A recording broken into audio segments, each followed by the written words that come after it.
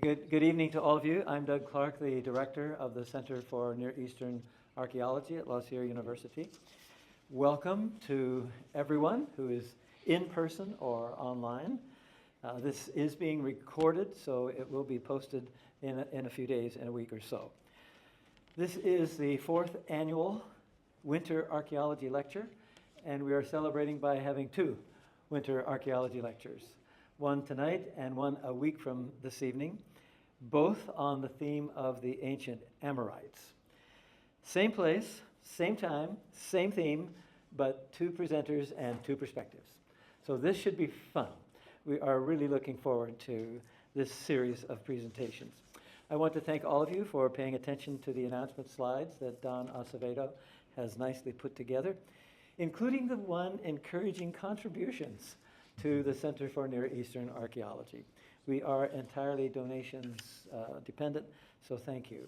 To introduce our speaker, Dr. Kent Bramlett, Associate Director of the Center and Professor of Archaeology and the History of Antiquity at La Sierra University, will do the honors. Thank you, Kent. It's my pleasure to introduce to you Dr. Aaron Burke, a distinguished archaeologist and specialist, a professor of Near Eastern Archaeology at UCLA.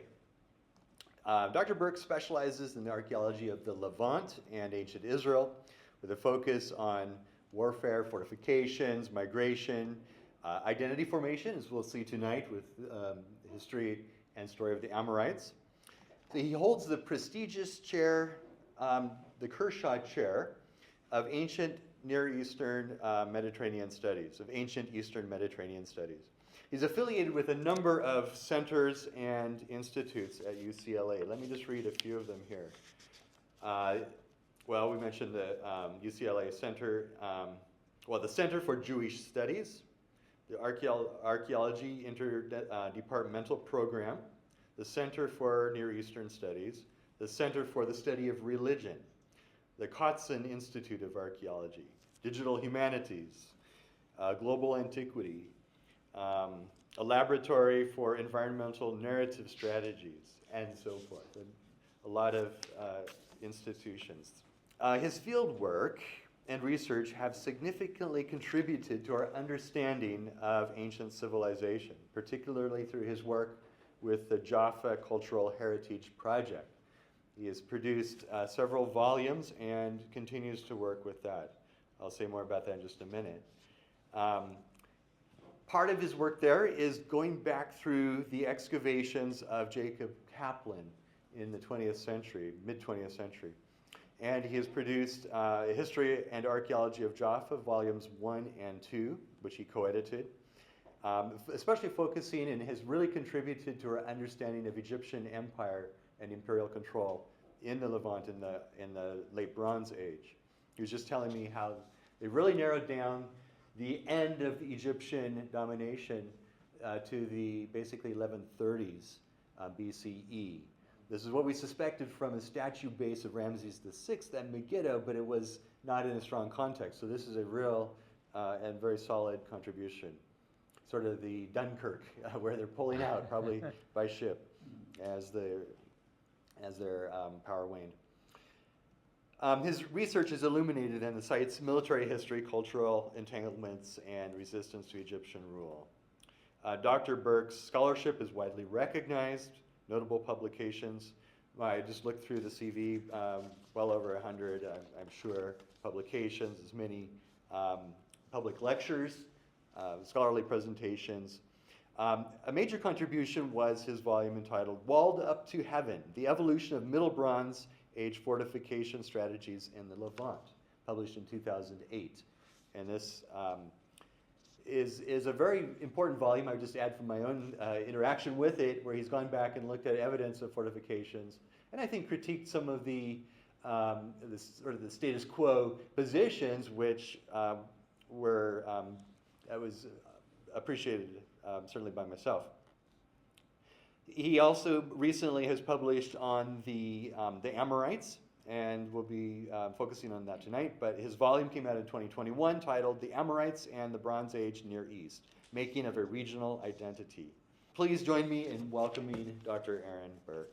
Thank you, Kent, for such a gracious introduction, and I want to thank Kent and Doug for their invitation tonight. We're just down the road, and I live in Ventura County, so that added a few miles and some hours, I would say, But my commute still today was shorter than my wife's to get to campus, which was 3 hours, which was brutal as a result of these fires and where traffic and whatnot are running. But delighted to be with you tonight and to be able to have a chance to visit campus, to see a little bit about the program, to talk with the faculty, and about this opportunity that Dr. LaBianca and I will have to interact about this question of the Amorites. I'm very excited about the fact that I can say something and then hear what he has to say, and then we can talk further next week. So I'm going to do this drive again next week. But I'm delighted to have the level of stimulation, academic engagement that we can have over this subject. All right, so without further ado, I'll launch in here, and I encourage you to maybe make notes to yourself, maybe even write something down or a keyword if there's something that you want to clarify afterwards. The challenge in such a talk is, of course, trying to distill a rather capacious millennium that we're going to cover in the discussion here that involves Amorite identity. In February 2023, a headline splashed across news outlets following the publication of several cuneiform tablets that were found in 2 private collections. These articles touted the discovery of bilingual texts in Akkadian and Amorite, which featured Amorite vocabulary and phrases translated into corresponding Old Babylonian, a phase of Akkadian language dated to the first half of the 2nd millennium BC. Much like modern phrase books for travelers, these lists illustrate not only the closeness of Amorite language to contemporary Old Babylonian, but also the specific places of divergence that make Amorite a distinct language. They fill, therefore, a significant gap in our understanding of Amorite, which up to this point had been almost exclusively reconstructed from the occurrence of Amorite words in personal names of this period. As Andrew George and Martin Krebernick write, many of the phrases on one of the tablets are, quote, entirely devoted to bilingual phrases drawn from social intercourse, end quote. In other words, the Amorite phrases preserve not only the linguistics of Amorite language, but also something of Amorite cultural traditions. There is, for example, a preference for wine, a product of regions west of Mesopotamia, rather than beer, the traditional Mesopotamian drink. Now, while the genre of bilingual text is not new, and this would not have caused much of a stir on its own, that Amorite language was now attested in syllabically transcribed phrases attracted particular attention. This was, after all, the first confirmed text unequivocally rendered in Amorite, even if it's employing the cuneiform script to do so. Furthermore, the Amorites are familiar to readers of the Hebrew Bible, where they appear as one of ancient Israel's legendary enemies.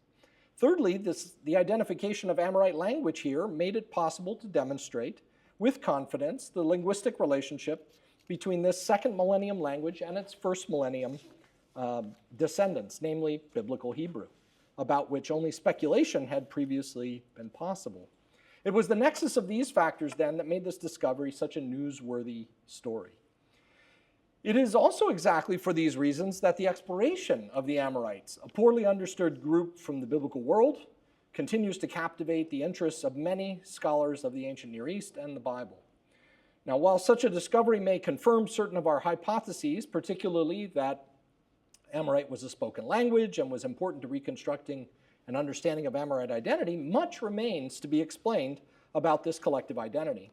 Foremost, we may ask why a group that is perhaps best attested in Mesopotamia during the 2nd millennium BC should achieve infamy in later biblical narratives, which were written in the middle of the 1st millennium BC, roughly, and this is what we'll talk about in the coming week. When, by that point, Amorites no longer inhabited the ancient Near East. So how does this come about? In today's talk, therefore, I would like to provide you with a sense of where the Amorites, or more specifically Amorite identity, took shape, and why being Amorite or associated with this collective identity took on social importance during the Bronze Age, long before Amorites would appear in the Bible. I will conclude then by addressing what we can say regarding the importance of the Amorites to Near Eastern peoples during the Iron Age, and here my comments will be rather brief, inviting us to talk further in the question Q&A or even next week.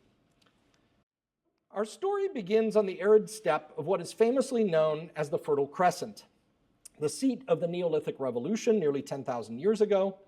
By the early 3rd millennium, communities across this region, from the highlands of the Levant in the west to the Zagros Mountains in the east, had expanded deeper into its steppeland in a process of what is called agro-pastoral extensification, combining both agriculture and pastoralism upon which they relied.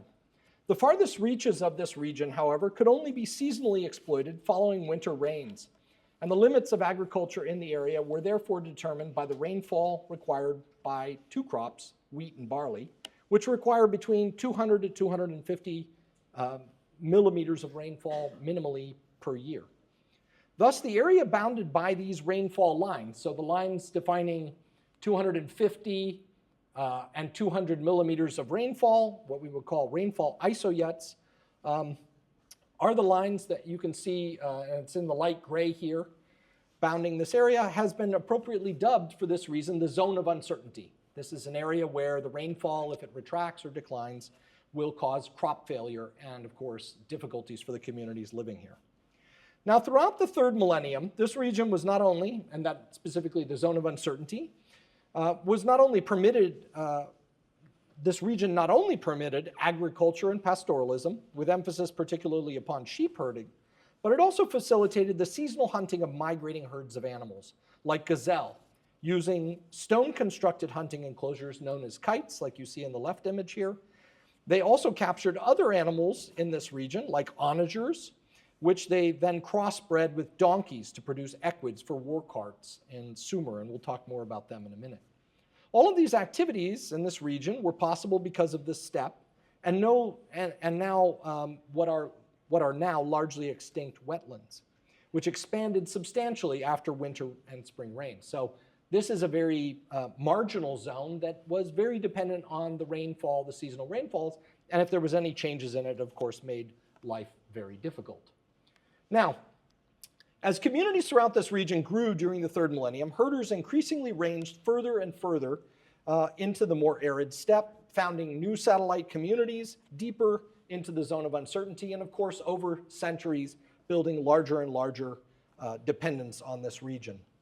While little more than its stone foundations stand today, it has been suggested that a recently identified feature known as the Très Long Mur, or quote-unquote very long wall in English, served as a functional and symbolic marker of the zone's limits. And this was found in the years just before the Syrian Revolution, and you can see it crawling across the landscape here. Now, and this probably served as a functional and symbolic marker of the zone's limits. So it more or less traces very closely to the isoyet lines. And you have to keep in mind that the isoyet lines here are all modern, right? We're working with modern data. So if these were fluctuating, and they certainly are even in modern times, it more or less approximates the location of this feature running across the landscape, which obviously is more symbolic than it is functional in stopping people. While early exploitation of the zone likely transpired rather organically over many centuries, by the mid-3rd millennium BC, control of this region was divided among nearby states, from Ebla in the west to Shwera and Nawar in the north, the ones in boxes here, 9 and 5, and Mari in the east down on the Euphrates River. These large urban centers functioned as the principal markets for nascent agro-pastoral communities of the steppe, which were on the one hand independently sustained by rain-fed agriculture, and on the other prospered economically from large-scale herding. And we'll talk about this relationship with these market economies. Now, evidence of the scale of the activities of these marginal communities throughout this zone of uncertainty, with flocks of many hundreds and even thousands of animals, is provided by an archive from Ebla dated to 2300 BC. Evidently, these herds supplied wool for the markets of large settlements like Ebla, which extracted the wool to produce valuable textiles, a central component of Bronze Age economies that is all but invisible archaeologically today. But the Ebla texts are also important because they make it possible to identify at least some of the early agro-pastoral communities, or what we would say is the identity of these groups, in Ebla's hinterland, with which Ebla interacted. Conspicuous among these are references to a group labeled with the Sumerian term Mar-tu, the word for the cardinal direction west, which was employed as a moniker for those living in Sumer's northwest. So Sumer down here in southern Mesopotamia, the region to the west took on this name, and people in this region were just generally labeled Westerners. Mar-tu is later rendered in Akkadian as Amuru, and later in Hebrew, of course, as Amorim, and from which we, of course, know the term Amorite. Now, in Sumerian, Mar-tu also marked individuals of particular geographic origin, even though a few individuals marked as Mar-tu are known to have dwelt in regions as distant as the Zagros Mountains of western Iran, but these are, a handful of references compared to the rest of the corpus. Nevertheless, from a 3rd millennium Sumerian perspective, Mar-tu appears to have served as a blanket label for foreigners generally understood to belong to cultural groups up the Euphrates to its northwest. As an essentializing term, which can be compared to the Sumerian term Subartu for the inhabitants of Upper Mesopotamia, or Subarians as we might refer to them, it functioned effectively as an ethnicon in this case, so an ethnic label, simply glossing those individuals who originated from this specific region who were otherwise not primarily identified with cities. So in the case that we're not talking about Eblites or Schwerans or Nawarians or Mariites, we're talking about them in more generalistic ways, and this term captured some of those groups that were in between. Thus, Ebla's inhabitants were not themselves identified as Mar-tu, and instead, and rather interestingly, Ebla's officials distinguished some of the population in its immediate environs, particularly to its northeast, as Mar-tu. So here we are finding them in texts that are not Sumerian, but in the contemporaneous language of the Eblites, and referring to these groups. And so the Ebla texts even identify a land of Mar-tu kings, as well as merchants, fugitives, a council of elders, along with the inhabitants, Mar-tu habitations of Amar on the left and Tutul on the right that you see there with red arrows near the bend of the Euphrates. The identification of so-called Mar-tu daggers, a topic we'll come back to in a minute, among Ebla's texts, so around 2300 BC, also offer the first in what will become a series of references through the mid-2nd millennium for hundreds of years of traded commodities that are modified by the term Mar-tu, so turning it into an adjective, and thus traditionally identified as Amorite products. And there's a whole list of these things that eventually, got Amorite sheep, Amorite daggers, Amorite this, that, and another thing. Thus, early Amorite identity seems to have taken full shape by the mid-3rd millennium, yielding distinct communities led by kings who were economically engaged in trade with major powers of the day, delivering distinctive products that were sometimes expressly branded Amorite. In light of our ability to localize early Amorite communities and their activities, it is certainly reasonable to ask, what specific archaeological sites might be identified as home to the Amorite communities if I don't think that Ebla or some of these other communities at this early stage are yet identified as Amorite? We can offer several examples of such sites with evidence that fleshes out such communities that were engaged in exactly the sorts of activities associated with Amorites in precisely the regions identified in texts from both Ebla and Sumer. And so what follows is controversial because I'm actually labeling these communities, or at least significant constituents within them, as Amorite. And I take all blame. We may begin by considering Al Rauda, a large site that was really just getting explored before the Syrian Revolution, of some 50 acres situated to Ebla's southeast, and just inside the 200 millimeter isoyet rainfall line, the limit of rain-fed agriculture that the very long wall appears to trace. So you see the very long wall, there's Al Rauda just inside of it.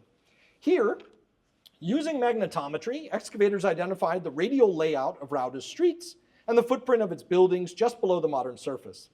Based on excavations of select structures, its final abandonment has been dated to around 2200 BC, and this is a date I want you to keep in mind, and it was because of its abandonment that its 3rd millennium plan is so easily identified below the surface, since it lacked later building.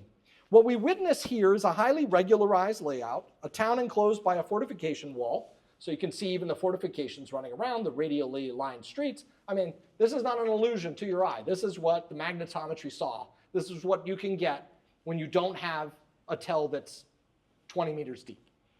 Thus, the degree of planning characteristics of sites like Al Rauda and its sister settlements to the north and south reveal both the scale and the nature of the investment in their foundation. And by the way, these other towns here in red are also equally enormous. These are large inland communities, supporting the interpretation that states like Ebla were actively involved in the process of founding these sorts of places. A survey of Al Rauda reveals the scale of investment in its monumental fortifications, but also a number of quarters in which major temples were constructed. And you can see one right there that we're going to zoom in on in excavations in a moment. The type to which these temples belong would become nearly synonymous with the monumental temples constructed among later Amorite communities during the early second millennium in the age of Hammurabi. At Al Rauda, the excavated precinct preserves several features that are common among examples of these temple complexes. In addition to the building's direct access layout, and back here is the temple itself, this is the enclosure, the open air space. In addition to the building's direct access, which centered on the god's image at the back of the temple, like we know so well from later temple types, the complex was enclosed by a temenos wall and aniconic standing stones. So that's what you have there, that were placed outside the temple. The adoption of this temple type at sites like Al Rauda, where Amorite communities were beginning to form, was likely the direct result of cultural borrowing from centers like Ebla, and this is a theme we'll return to later. Excavations of Ebla itself, to the west of Al Rauda, have provided ample evidence for the origins of this temple type and its enduring influence. So in area HH, to the southeast of Ebla's main acropolis, and I think we'll have a plan later of Ebla, and within the lower city, a massive temple of the mid-3rd millennium has been identified, and so you can see the earliest foundation of it here. The Temple of the Rock, so named for the foundation, its foundation on bedrock. Its identification with Ebla's earliest phase illustrates the early date and monumental scale of the construction of this temple type. So this is around when Al Rauda is being founded. It would have been visible and impressive. And it illustrates the early date and monumental scale of the construction of this temple type, founded around 2500 and persisting through rebuildings all the way down, as you see, until the mid-2nd millennium, right into the Middle Bronze Age, end of it. With its direct access plan, this temple type first gained currency during the 3rd millennium in northern Mesopotamia and the Levant, in the examples you see here. As seen at Ebla, it experienced an enduring popularity over a millennium for the construction of the god's home, and there are multiple examples dedicated to the many gods in Ebla, which it ultimately represents as a house for the god. Despite that, the temple layout is inextricably linked to our expectation that temples should feature such an axial alignment. And here I want to, talk about this for a moment. Like churches, synagogues, and other modern religious buildings with which we're familiar, the concept was actually an innovation of the first half of the 3rd millennium, so just before Amorite identity really runs away. And its dissemination can be tied to Amorite communities like Al Rauda and those of later centuries, or at least I would contend. Now, where Al Rauda illustrates a top-down organization of agro-pastoral communities in the zone of uncertainty, it does not yet permit insights into the Amorite ruling elite, because it didn't excavate areas beyond these precincts and houses at Al Rauda. So we're looking for elites. For this, we can turn instead to the contemporaneous site of Mara, which is identified with the ancient site of Tuba in the Ebla archives. So Ebla references the name of this place, or so we think. And it's located in this marginal steppe zone astride the road between Aleppo and the Euphrates River, near Lake Jabul to the northeast of Ebla. And this would be one of the many places around which birds and migrating animals would have been easily hunted in ancient times. It provides important insights regarding the elites who ruled at these sites and the economic activities that likely contributed to their wealth.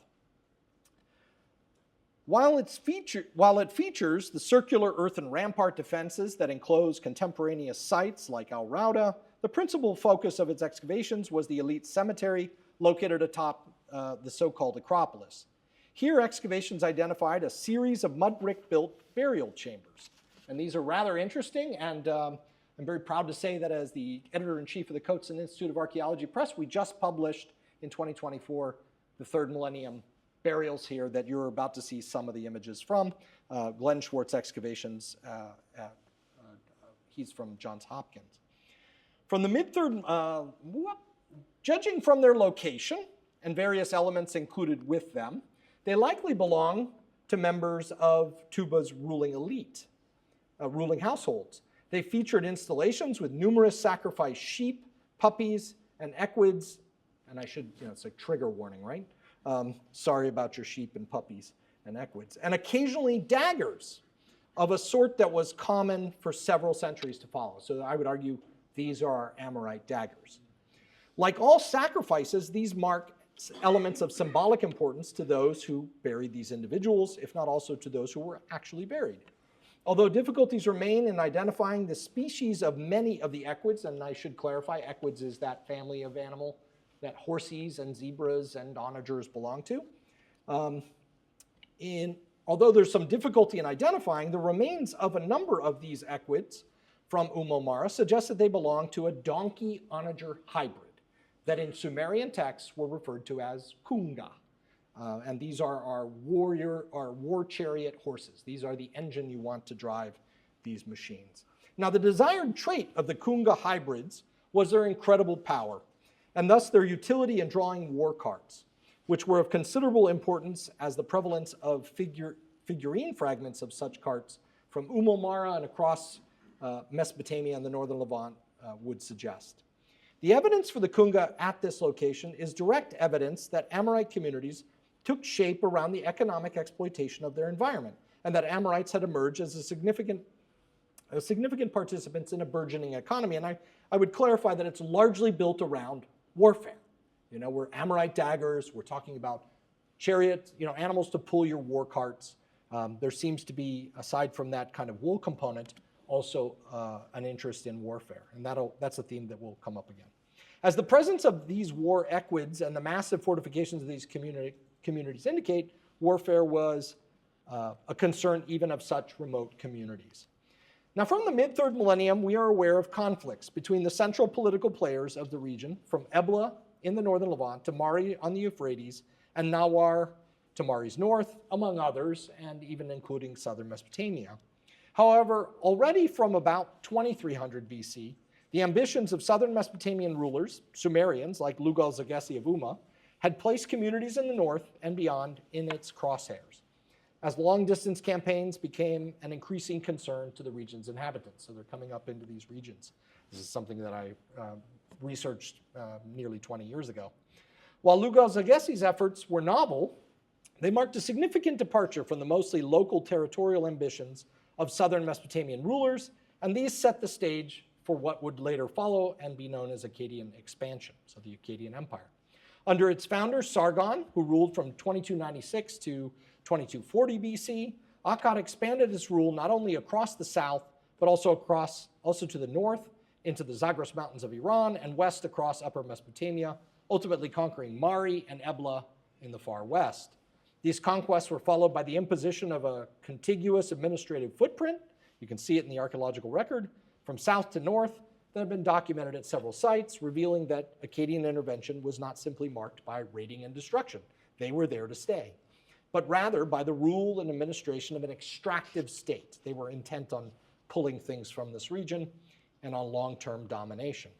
As might be expected, Akkadian rule was also marked by resistance, and it is as a result of this resistance that the potential military power of different communities across this region, Akkad's vast territory, can be otherwise understood.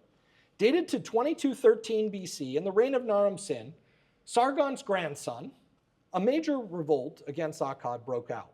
Evidently, this revolt was a coordinated affair among Akkadian vassals across the expanse of the empire, and began with an incursion into the capital of Akkad, which we're not totally sure where it's located, but at least we know that it was invaded, that included a company of Amorite Highlanders. So here we are seeing people who've been beat up on for a while, now joining in dishing it out against the Akkadian Empire.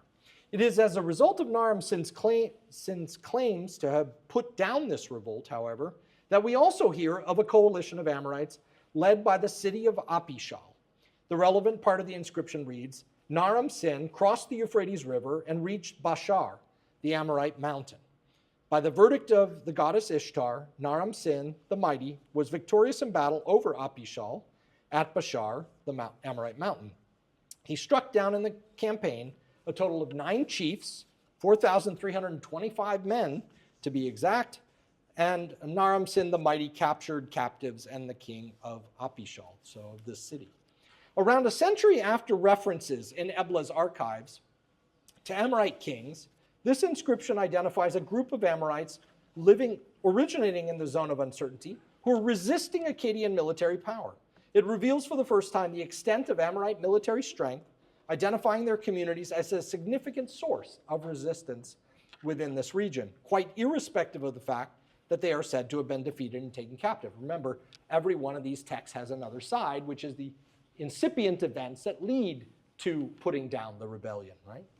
Despite the association of Amorites with a place known as Mount Bashar, which is identified with Jebel Bishri in modern Syria right there, this landscape should not be seen as a sort of Amorite homeland, as some scholars have asserted, but rather it's a backcountry that was familiar to Amorites of the region, and Mount Bashar likely functioned as what many would call a landscape of refuge, in which Naram Sin had tracked down these Amorites who had fled off the main route of the Euphrates to get away into the desert where they'd strike, from which they could strike again.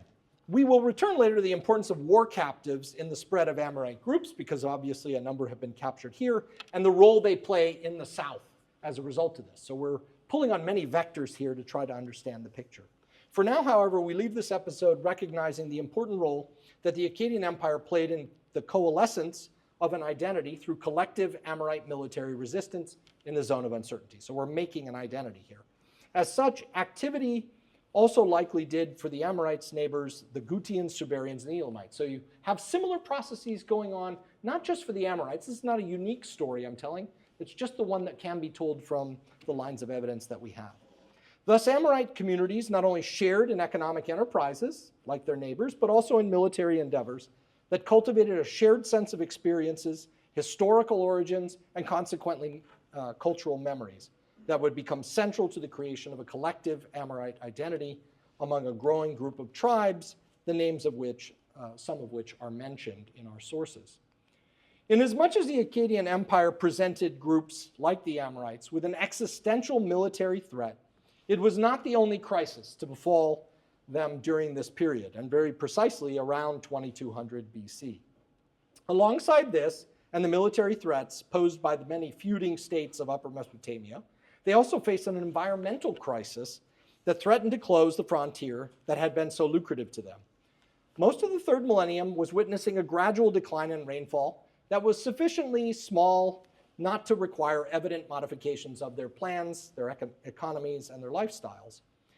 That was until 2200 BC, when a precipitous decline in rainfall ushered in a period of economic collapse for the steppe that would result in the abandonment of the majority of settlements across the zone of uncertainty. So this is a profound moment here around 2200.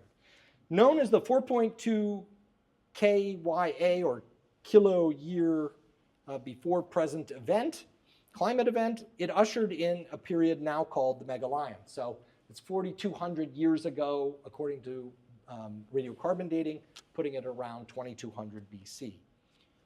And so we actually live in what's now called the Megalion. This period that was ushered in around 2200 had varying effects on climate in different places.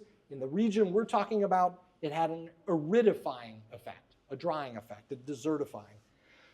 While aridity seems to have marked the event along the marginal zones of the ancient Near East, this was a local expression of changes in global weather patterns, and some areas around the globe likely experienced exactly the opposite. So this is something, El Nino, La Nina effect, right? Sort of yin and yang. While we cannot be certain of the period of time over which the abandonment of these sites occurred, how long it took for them to be abandoned, proxy climate data, such as pollen cores, and that's what we're highlighting here, from Lake Van and other bodies of water, speleotherms from the Sorek cave west of Jerusalem, and from Meghalaya cave, which gives its name to this period in India, suggest that the onset of these global changes was very sudden. So we're not talking about something that took decades and centuries to happen. When it tipped hard. Within perhaps a few years and at most a few decades, the zone of uncertainty could no longer support the rain-fed agriculture upon which these communities had relied. These conditions contributed to one of the largest population movements attested in the ancient world, when probably as much as 500,000 people were compelled to move from their communities in the steppe region to more humid zones. From the Zagros Mountains in Iran to Jordan, the zone of uncertainty experienced a massive outmigration. While some sites like Umomara were only abandoned for several hundred years, until about 1900 BC, when rainfall patterns would improve in the region, most sites, like Al Rauda that we talked about, were never settled again. So you can do magnetometry right there. The impacted communities included not only Amorites, but also their neighbors that the Akkadians had identified across the region, like the Subarians, Elamites, and Gutians, all living in a very similar environmental zone. Thus, the Amorite experience here is not entirely unique, but rather one for which we have possessed the greatest evidence, as I said a minute ago. While settlement would return to the region in the early second millennium, the zone of uncertainty would never reach the level of exploitation that it had prior to 2200 BC and even after 1900 BC when regular rainfall patterns emerged. I mean, you can't find another period where it was so densely inhabited. So where did these Amorite communities migrate? So this is showing you the directions that everyone goes from the zone of uncertainty, pushing into wetter areas. So where did Amorite communities migrate to and resettle? Various indicators suggest that these communities pressed into nearby areas that we may identify and others like Harvey Weiss have called refugia, biomes protected from the immediate effects of these drastically changing conditions. These include the Euphrates River Valley, which saw increased settlement around sites like Mari, as well as the Orontes River Valley in the northern Levant, and the region around Katna in the northern Levant, which witnessed settlement expansion in their hinterland. So here's Katna or Tel El Mishrefa.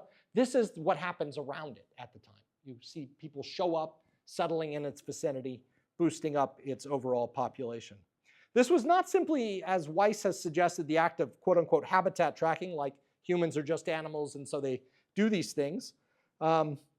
Rather, as we can deduce from the modern study of refugee migrations, these communities would have divided along the lines of households and thus moved in many cases to be with kin. Thus, we are likely speaking of the movements of nuclear households and clans, the constituent elements around which larger social structures such as tribes were constructed. Now, the shift in populations throughout the region does not seem, therefore, to have led to the introduction of Amorites as foreigners in these territories. There were a few of them in many of these communities, and they're moving en masse to be with their communities and closer to them in areas that we might call refugia. Some new settlements were certainly founded, but more often than not, it seems that existing sites expanded and local populations of Amorites grew substantially, with settlement within specific quarters and neighborhoods, as in Mesopotamia, where some of these new settlements had Amorite tribal names. And here I highlight Sippar, the site that's known in the third millennium, but by the early second millennium, it gets a couple neighborhoods, and the neighborhoods have Amorite names, tribal names, Sippar Amnanum and Yahrurum. Southern Mesopotamia may offer the best evidence of the gradual unfolding of the impacts of this immigration and migration, both on the regional level, but also from specific sites and neighboring settlements. The story of Amorite migration into the south in connection with this climate event is first reflected among post-Akkadian settlement patterns in the years after the fall of the Akkadian Empire. This is evident in a substantial surge in the total number of sites identified in southern Mesopotamia, as for example documented already 60 years ago in the survey of the Diyala Plains. Here there was a notable rise not only in the number of sites across the region, but also in the size of the settlements there, specifically from the late third millennium, measurable in the Ur-3 period, and into the early second millennium, the Larsa period. Certainly there are limitations in our ability to disentangle the agents of this increase in settlement. That said, with natural population growth in the ancient world offering very little detectable growth during a single century, the type of growth witnessed here has been called hypertrophic, and it means radical, basically. Radical growth that can't be explained except by in-migration. In that context, it is also important to note that while a substantial portion of this influx certainly included Amorites, it probably also included many of their neighbors and others who bulked up the overall size of this growth of settlements. Now, we would not be surprised in this context, following these dramatic displacements, that a foreign ruler by the name of Gudea, king of Lagash, who hailed from the Zagros Mountains to the north, played a central role in the consolidation of power in Babylonia around 2150 on the heels of the fall of the Akkadian Empire. Indeed, the rise of a ruler like Gudea, with foreign roots in this historical moment, would have played an important role in facilitating the economic, social, and political integration of Amorites into positions of authority in Babylonian society. And here I'm going out on a limb to play out how this would be that we would see the integration of these individuals. This atop the fact that earlier members of these groups had been introduced to the South, and thus their kin already inhabited Babylonian communities in various economic roles even before the arrival of these waves. So again, we're talking about chain migration on a scale as a result of these environmental and political conditions. Indeed, already during Gudea's reign, and certainly with the Ur-3 state beginning on the heels of his own dynasty around 2100 BC, the sponsorship of major construction projects was of paramount importance and suggests the presence of immense quantities of labor that also correlate with the rapid growth of population, suggested by settlement numbers and their sizes. The Ur-3 period, for instance, is famous for its building projects, including the ziggurat of Ur-Nama, that you see highlighted here, and for many other projects from fortification, temple and road construction to canal digging. If the Akkadian state introduced the extractive state, the Ur-3 state perfected it with this much labor at its disposal. So I suggest that it is possible that such projects were also, at least in part, intended to address the needs of a growing number of state dependents, among them Amorites and other contemporaneous immigrants. They might be interpreted as civil works projects intended to offer food rations to those working for the state, the ancient equivalent of work programs. This may not explain every major project, but it may have been a factor. Indeed, one of the most famous building projects of the Ur-3 period, and some of you will know where I'm going here, is a wall by the name of Amorite Tidnim. Its name translates as, quote, that which keeps the Tidnim at a distance. The irony is that the Tidnim or Tidnum are one of a number of Amorite tribes that are identified in texts of the period. From this, we observe that identities such as tribal affiliations were in actuality the more frequent label that we see deployed around identity, and perhaps more significant most of the time in identifying individual Amorite groups. So your identity to your tribe is likely the one that you're most utilizing. Thus, the affiliations of tribes with Amorites was part of a process intended to bridge differences between many West Semitic groups who now stood under the Amorite banner. Now, as more Amorites continued to be integrated into Babylonia, southern Mesopotamian society during the Ur-3 period, Sumerian texts reveal that they attained an increasing number of positions, including those critical to the emerging dynasty. And this is where it gets interesting, because you see the movement, and now we're going to see the integration, and we're going to see the rise to power within the state. The most notable of these included employment in its security apparatus as soldiers and royal bodyguards. Again, wartime, war-related industries. Among the most famous of military titles during this period was the, quote, Chief of the Martu, a title that would persist into the Old Babylonian period, and at least in its earliest form designated the commander of a contingent of Amorite soldiers. The biography of one Naplanum, an Amorite working in Larsa, who served as a commander of such a unit, provides an excellent example of this form of service and its advantages. He is mentioned in more than 90 texts in which his Amorite name is usually marked also as Martu. So we know he's Amorite based on the linguistics of his name, but we go out of our way to put a stamp on his name that says he is Martu, when you got other people floating around who don't need the stamp. The stamp is a double signifier, thus emphasizing his status as an outsider. Now, Planum's actions were tracked, therefore, more closely than most of the other Amorites whose names were not explicitly marked. From these references to him, we know that he hailed from the land of Martu and was listed among other Westerners while he resided with his wife and children near Larsa in a town called Kisig. When the Ur-3 state collapsed, his role as a high-level member of Larsa's government left him with the reins of the government of a now free city-state of Larsa. So this is how a man would be king. Similar circumstances appear to have contributed to the founding of other Amorite dynasties in Babylonia that emerged in the wake of the collapse of the Ur-3 state just after 2000. Now, comparable conditions, military political conditions, in the final centuries of the third millennium in Egypt, during a phase known as the First Intermediate Period, also contributed to the hire of mercenaries, including Asiatics, as they're called, who are, in my opinion, likely to be identified as Amorites, and I've written on this separate of the book in identifying Asiatics at Avaris as Amorites.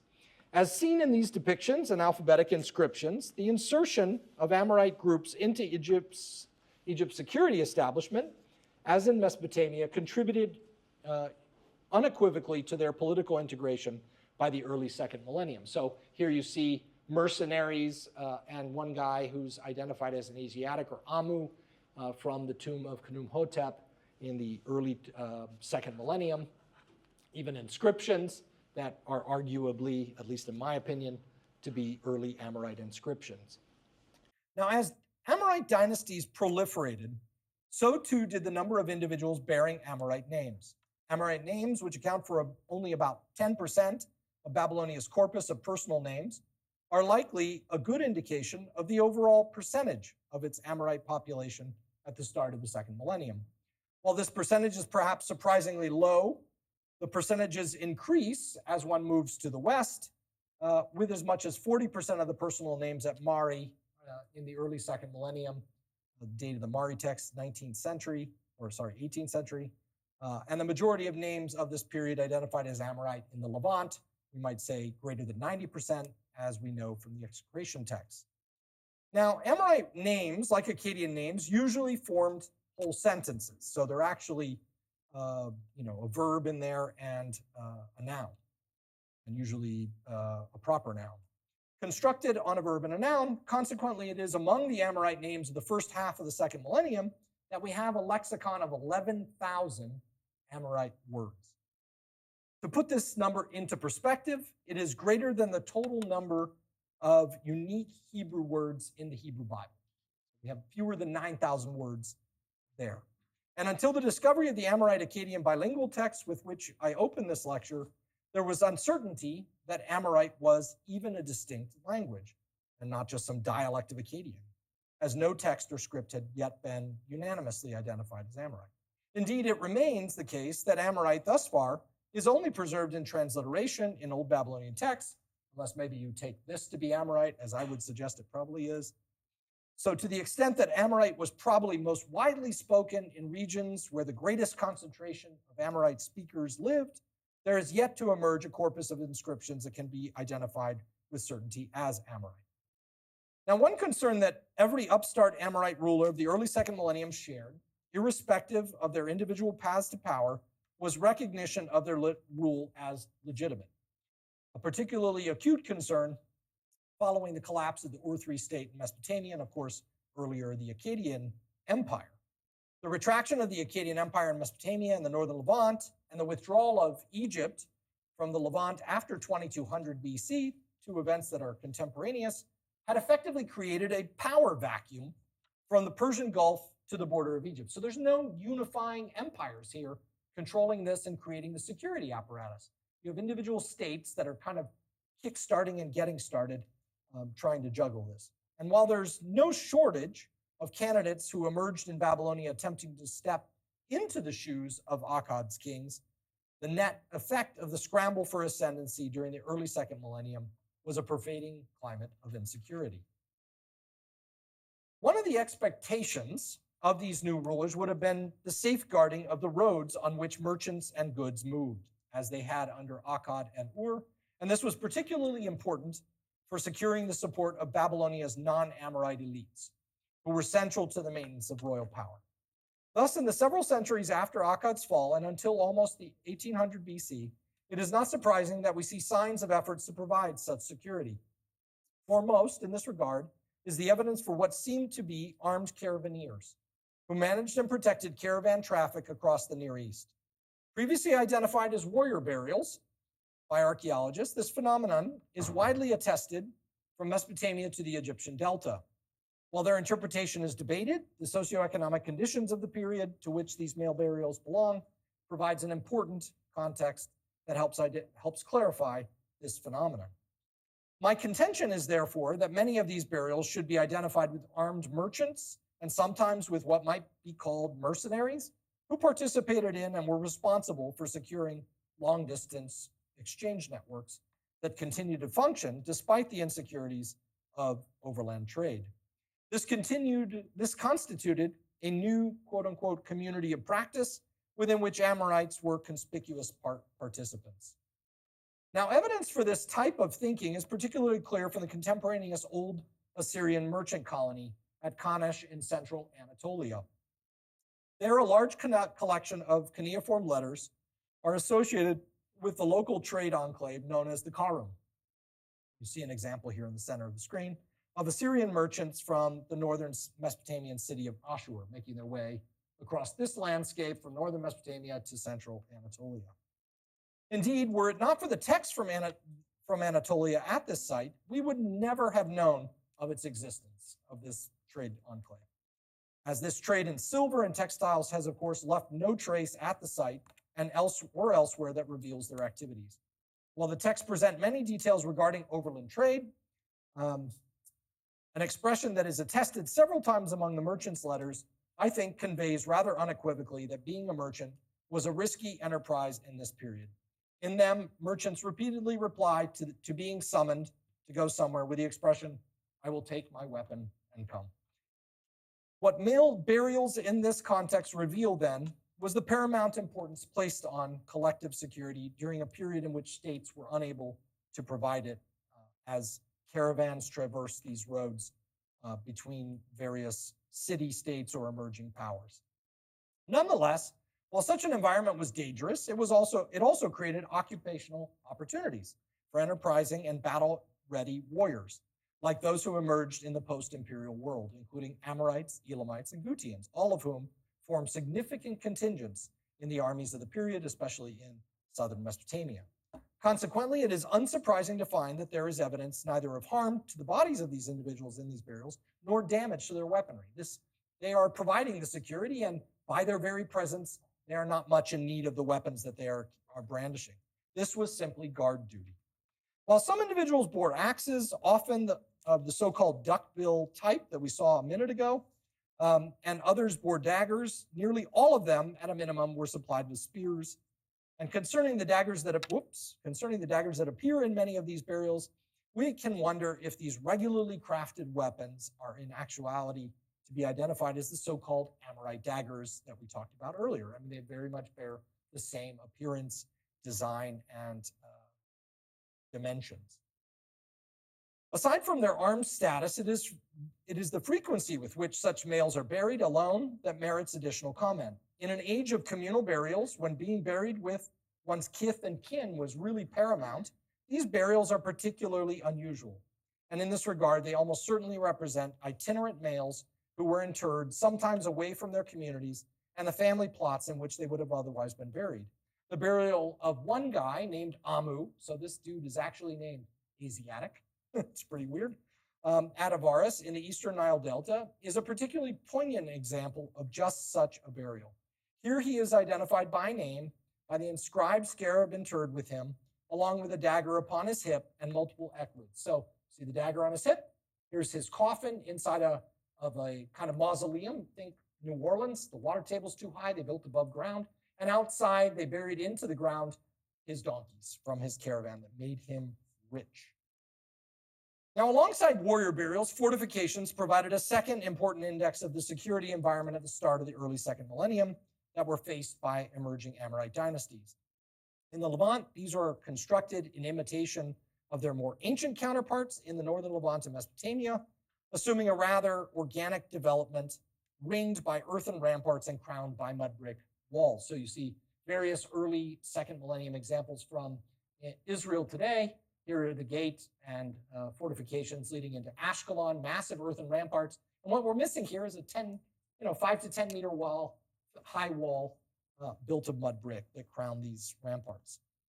Now, after 1800 BC, these evolved to account for the concerns of increasingly frequent siege warfare. And from Mari, which was destroyed by Hammurabi, we can see the example of the sheer scale of these by the 18th century BC. At more recently founded sites, they would build exactly this to the same dimensions, but all in one go. So what you're looking at from Mari here is the third millennium buildup of 1,000 years of fortifications. When they get to places like Katna, they just do it in one go. So we're talking about trying to figure out how many months that took, which is something that I spent some of my early career exploring. So in difference to the phenomenon of individual armed male caravaneers, fortification construction, like other monumental building projects, was the exclusive domain of the king, of course, involving many, many other people in this enterprise.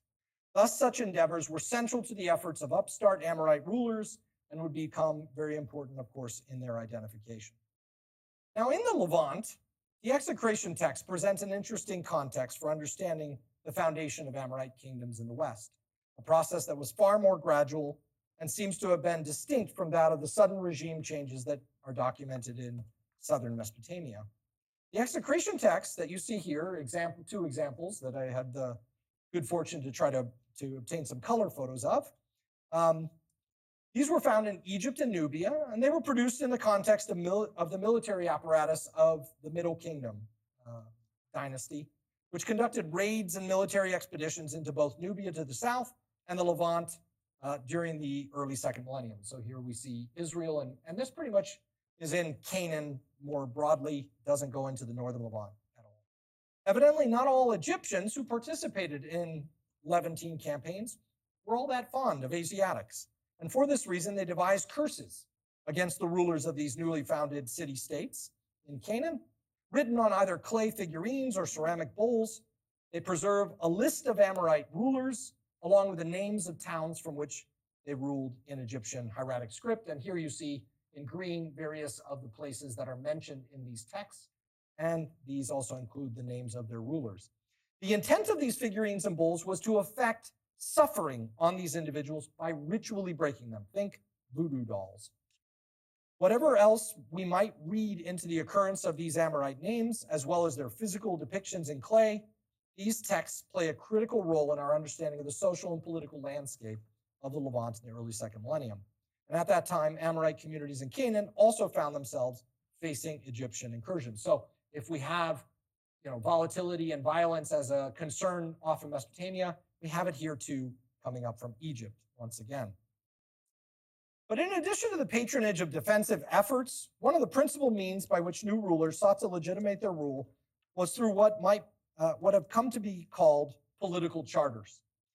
This genre of document is preserved among inscriptions like the Sumerian king lists, which compiled a history of dynastic rule in Babylonia, relating the removal of kingship from one dynasty and its bestowal upon another, reflecting the god Enlil's approval of the established political order, at least in southern Mesopotamia.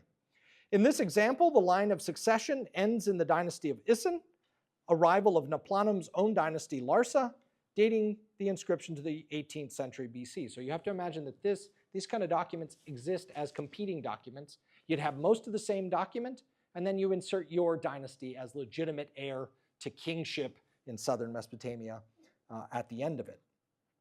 But the earliest such examples of these date to the Ur III period, so hundreds of years earlier, and reveal how this tradition functioned, among other things, to glorify Akkad's status and these earlier rulers and establish the Akkadian dynasty as an archetype for Old Babylonian kingship that was embraced by Amorite kings in the wake of Ur's fall after 2000. Now, the best example of Amorite kingship is the most famous of Mesopotamia's kings, Hammurabi, or Hammurapi, as we should say it, of Babylon, who ruled during the 18th century and whose rule is exceedingly well documented. in large part owing to his conquest of his neighbors that sealed archives like that at Mari within their rubble. His own political charter, known as the Genealogy of Hammurabi, identifies him as a descendant of Amorite tribes. Yet Hammurabi is probably best known for his laws. And in these, we see yet another staple of Amorite kingship, namely the propagation of a particular brand of justice and social order. While various other law collections are well known, in 2010, fragments of similarly worded laws were actually recovered from Hatzor in northern Israel, the capital of an Amorite kingdom located on the border of Israel towards Lebanon, suggesting that Hammurabi's laws should probably be thought of as an example of a broader Amorite legal tradition, originating with earlier laws like those of the Ur-3 dynasty. So again, inheriting a tradition, co-opting it, and then displaying it. In addition to his political charter, Hammurabi's name also marks him as an Amorite. However, names on their own remain problematic for ascribing social identity as we know in our own times. Consequently, we must consider this data alongside other markers employed in defining a broader social identity that is to be labeled Amorite.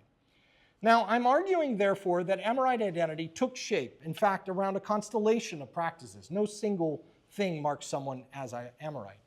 Beyond their socioeconomic roots in agropastoralism, these included naming traditions, burial practices, and a range of competition and emulative behaviors, like approaches to warfare, conflict resolution, cult, sacrifice, kingship, and so on. These traditions I call the Amorite koine, using the Greek word for common. So a common set of practices that show up in the archaeological record that we might call Amorite. And they are elements of a shared tradition that were held in common by individuals across a vast part of the ancient Near East by the early second millennium. There are, of course, these are particularly visible at the level of the royal court, where all this building and great things happen, which was responsible for the patronage of warfare, diplomacy, trade, the exchange of artisans, and building projects. But more often than not, these traditions did not originate with Amorites, as I said earlier. But as in all cultural assemblages in all periods, they were a product of the appropriation and adaptation of existing traditions over a really long period of time. To quote the Chicago anthropologist and classicist Michael Dietler, they represent processes of, quote, adoption, rejection, and indifference, end quote, to traditions that in many cases, or in this case, Amorite communities encountered over their long histories. So they're appropriating, choosing, and picking and choosing among these many traditions. While traditions of Amorite elites were sometimes imitated by those at lower levels of the social hierarchy, other customs and practices well beyond those I've mentioned today were likely introduced by mobile elements of Amorite society. It is in the tracking of the legacy of the Amorites, after their fading from power at the end of the Middle Bronze Age, that we begin to understand what biblical writers thought about or even knew of the Amorites in the first millennium BC, so 1,000 years later. In addition to the insertion of the Amorites among Canaan's inhabitants at the time of Israel's conquest, this legacy includes the many parallels scholars have already noted between biblical laws and Hammurabi's much earlier laws. While there are many similarities, such as lex talionis or the eye for eye principle, what is especially important, I believe, was not just the cultural, but rather the literary heritage of Hammurabi's laws, which were copied for more than a millennium.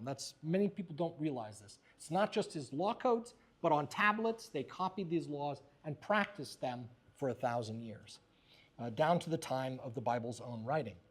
These laws were in fact copied, like so much of Mesopotamia's literature, in scribal schools, where ancient king lists, like the Assyrian king list that you see here, and other foundational texts were preserved. So we have a whole body of literature that's referencing Amorites and things about Amorites that is carried on for 1,000 years in Mesopotamia. Although it is difficult to know for certain where much of the production of biblical literature actually took place, and this is something my colleague is constantly on about, trying to figure out, Bill Schneedeman, where the Bible was written, Mesopotamian influences on the biblical literature are well documented, occurring as late as the 6th century BC, and probably among many Judeans living in exile in Mesopotamia, if we can get comfortable with the idea that the Bible could actually be written outside, or at least parts of it, outside of the Holy Land. Not only would scribes in training have been familiar with the central importance of Amorites as ancestors in the lineage of famous Mesopotamian kings, as in the Assyrian king list, they were also aware of their accomplishments, connecting Amorites with legal traditions and geographic place names like Amuru, which continued to be employed by Assyrian kings, the Neo-Assyrian kings, during the early first millennium to identify the northern Levant. And by the way, some Israelites went up there to the land of Amuru to battle against these Neo-Assyrian kings. Thus, these encounters reanimated, I would argue, but also likely facilitated the invention of some traditions around an ancient geography and its former inhabitants. Indeed, some biblical figures, and here we make a transition, like the Amorite kings Sihon and Og, were characterized as giants and reckoned as the descendants of the infamous semi-divine Nephilim mentioned in the book of Genesis. Such stories seem to have been inspired by exposure to Mesopotamian traditions about the Amorites long after the Amorites were around, as well as through encounters with a landscape of ancient monuments, some of which may indeed owe their origins to Amorites. Thank you very much.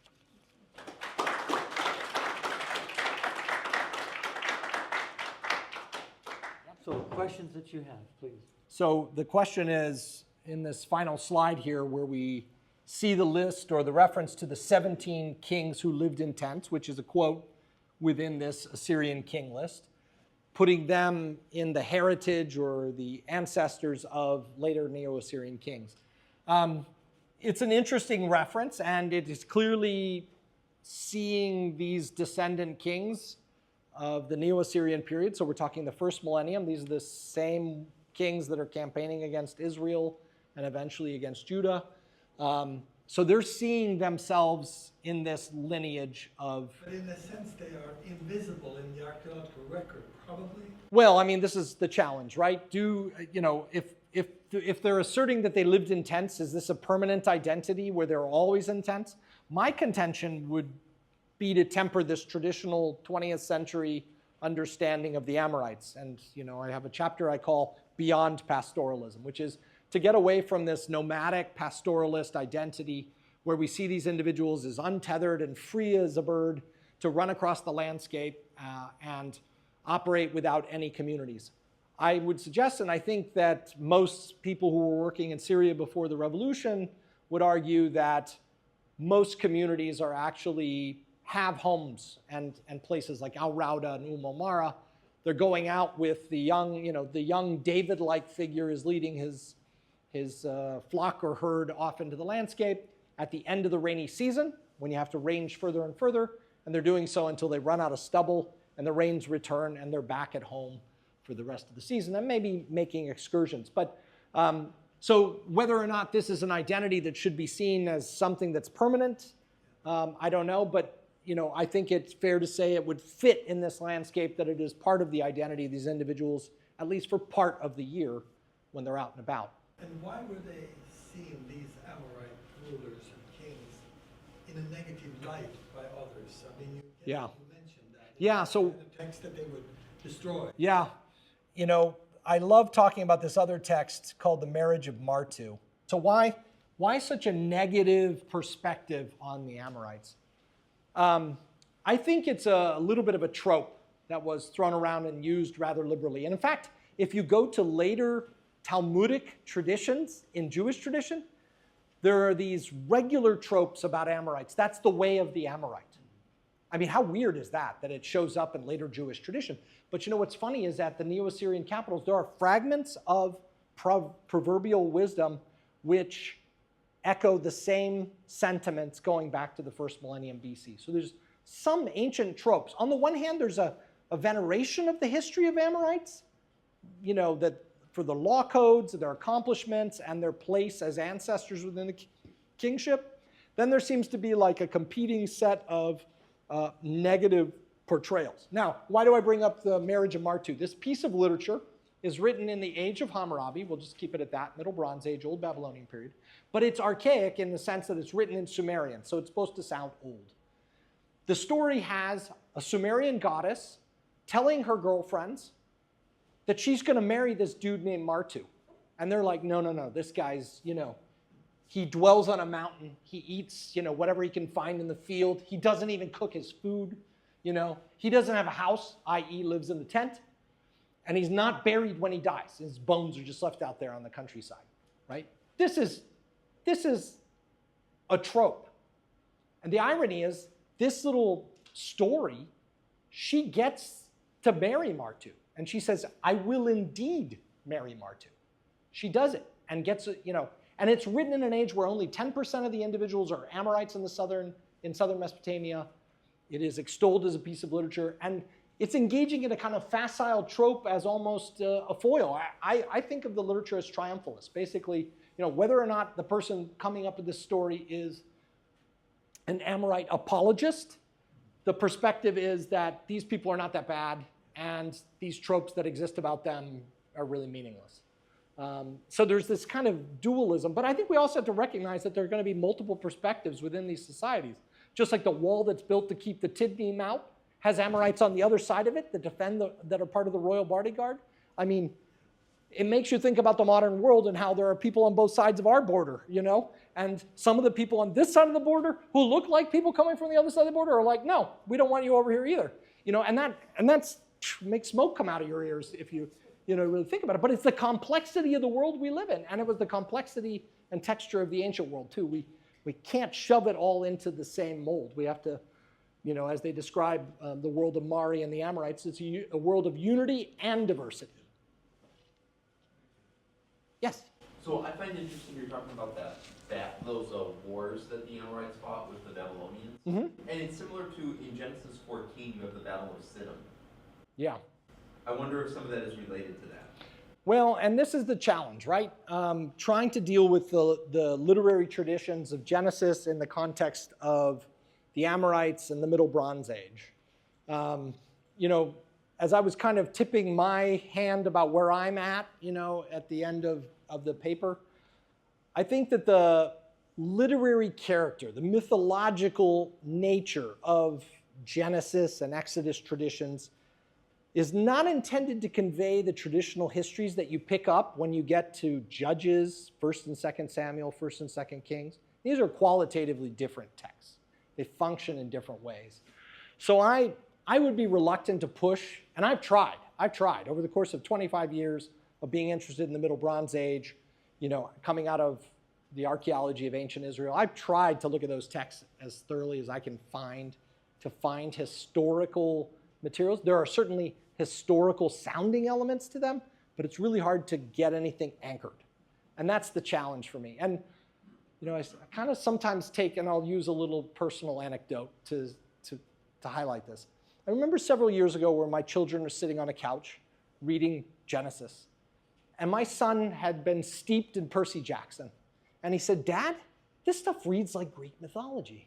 And I thought, that's not a surprising observation, because the nature of the tradition there is one that is very different from the historical types of writing that come later. And Genesis 14 certainly fits the closest thing to the sounds of history, but it's really hard to press into service the names and to come up with names that correspond to actual, you know, because ultimately at the end of the day, if it's going to be historical, it has to have multiple resonances and connections with it, right? You know, Genesis 10, the Table of Nations, you know, a different subject line that I'm very interested in these days, in a couple weeks I'm actually going to do a workshop on it, is the Ionians, you know, of the first millennium BC. Greeks are mentioned in your Bible. Japhet is probably a Greek, and there's probably a reference to Iapetus, the Greek Titan. What? You know, why is that in there, right? That, to my mind, and most of the toponymy and the names of the political entities, you know, in Genesis 10 alone are indicative of a date of writing that is of mature Judean age, of the king, you know, the time of the Judean monarchy, reflecting back on this primeval time and telling it in ways that make sense of their world and their geography. So I struggle personally to try to do anything that's overly historical with it. You know, it may not be that satisfying an answer, but that's kind of where I find myself with this. One mischievous. Yes, please. So, when did the last Amorites die? When did the last Amorite die?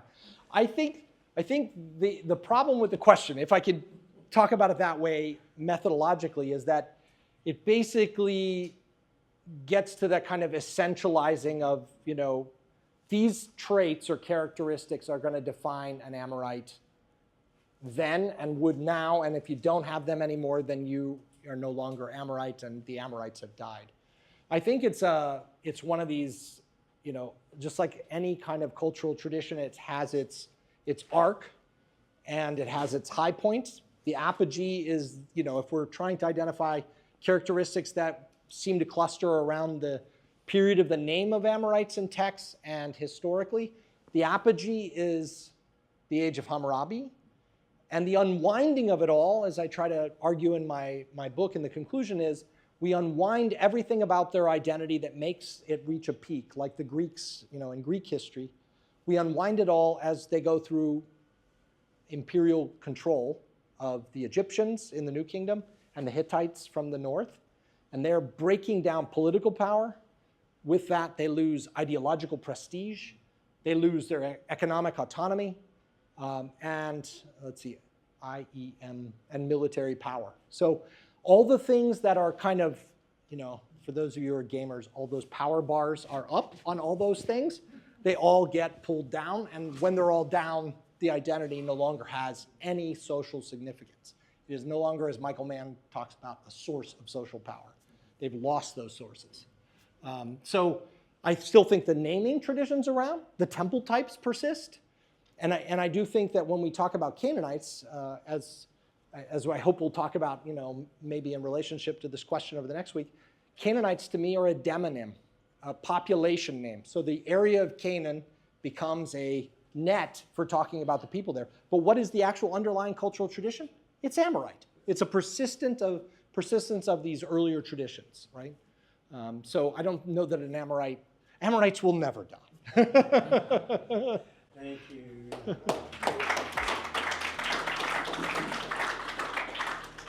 Well, we certainly want to thank Dr. Burke for his presentation.